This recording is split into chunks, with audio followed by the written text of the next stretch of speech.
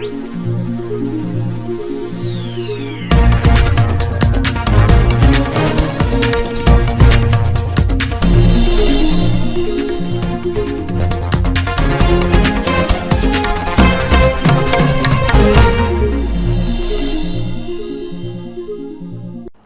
90 Karnataka election ಅಪ್ಡೇಟ್ಸ್ಗೆ ಸ್ವಾಗತ. ನಾನು ವಿದ್ಯಾಶ್ರೀ. ರಾಜ್ಯದಲ್ಲಿ ಹಿಂದೆಂದಿಗಿಂತಲೂ ಪ್ರಸಕ್ತ ಲೋಕಸಭಾ ಚುನಾವಣೆಯಲ್ಲಿ ಕುಟುಂಬ ರಾಜಕಾರಣ ಜೋರಾಗಿ ಕಾಣಿಸಿಕೊಂಡಿದ್ದು, ಹೈದರಾಬಾದ್ ಕರ್ನಾಟಕದಲ್ಲಿನ ಜಾರಕಿಹೊಳಿ ಭೀಕರ ಹವಾ ಬಲು ಜೋರಾಗಿಯೇ ಕೇಳಿ ಬರುತ್ತಿದೆ. ರಾಯಚೂರು ಮತ್ತು ಬಳ್ಳಾರಿ ಲೋಕಸಭಾ ಕಣದಲ್ಲಿರುವ ಇಬ್ಬರು ಅಭ್ಯರ್ಥಿಗಳು ವಿಭಿನ್ನ ಕಾರಣಕ್ಕಾಗಿ ಗಮನ ಸೆಳೆದಿದ್ದು, ಕಾಂಗ್ರೆಸ್ ಮತ್ತು ಬಿಜೆಪಿಗೆ ತಲೆನೋವಾಗಿ ಪರಿಣಮಿಸಿದೆ. ಇವೆರಡು ಕ್ಷೇತ್ರಗಳಲ್ಲಿ ಜಾರಕಿಹೊಳಿ ಸಾಹುಕಾರರು ತಮ್ಮ ಪ್ರಭಾವ ಬೀರಿದ್ದು, ಇಲ್ಲಿಯ ಚುನಾವಣಾ ಕಣ ಎಂದಿಗಿಂತಲೂ ರಂಗು ಪಡೆದಿದೆ.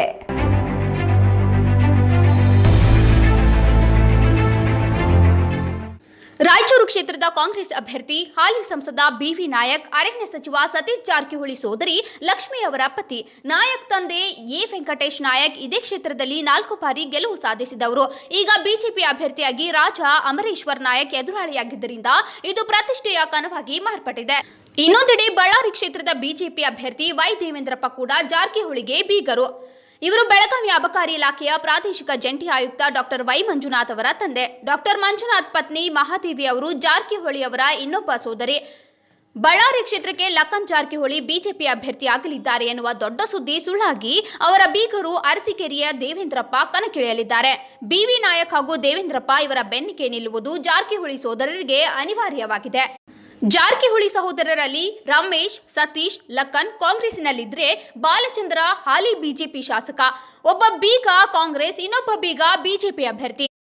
ಇಲ್ಲಿ ಜಾರಕಿಹೊಳಿ ಸೋದರರ ನಿಲುವು ಅತ್ಯಂತ ಕುತೂಹಲ ಮೂಡಿಸಿದೆ. ಗಡಿನಾಡು ಬೆಳಗಾವಿಯಲ್ಲಿ ತಮ್ಮ ರಾಜಕೀಯ ಕಬಂಧ ಬಾಹುಗಳನ್ನು ಚಾಚಿರುವ ಜಾರಕಿಹೊಳಿ ಸೋದರರು ಇದೀಗ ಗಡಿನಾಡು ಬಳ್ಳಾರಿಯನ್ನು ಕೈವಶ ಮಾಡಿಕೊಳ್ಳುವ ಮೊದಲ ಹೆಜ್ಜೆಯೇ ವೈ ದೇವೇಂದ್ರಪ್ಪ ಸ್ಪರ್ಧೆ ಎನ್ನಲಾಗುತ್ತಿದೆ.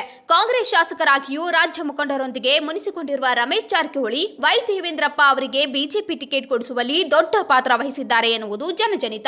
ಅದರಂತೆ ಸಚಿವ ಸತೀಶ್ ಜಾರಕಿಹೊಳಿಯನ್ನು ನಂಬಿ ಪುನಂ ಕಣದಲ್ಲಿರುವ ಕಾಂಗ್ರೆಸ್ ಅಭ್ಯರ್ಥಿ ಸಂಸದ ವಿಎಸ್ ಉಗ್ರಪ್ಪ ಅವರಿಗೆ ಈಗ ಭೀಕರ ಭಯ ಶುರುವಾಗಿದೆ ಎನ್ನುವ ಮಾತುಗಳು ಕೇಳಿ ಬರುತ್ತಿವೆ. ಇದು ಈ ಕ್ಷಣದ ಎಲೆಕ್ಷನ್ ಅಪ್ಡೇಟ್ಸ್. ನಿರಂತರ ಅಪ್ಡೇಟ್ಸ್ಗಾಗಿ ನೋಡ್ತಾ ಇರಿ ನ್ಯೂಸ್ 90 ಕರ್ನಾಟಕ.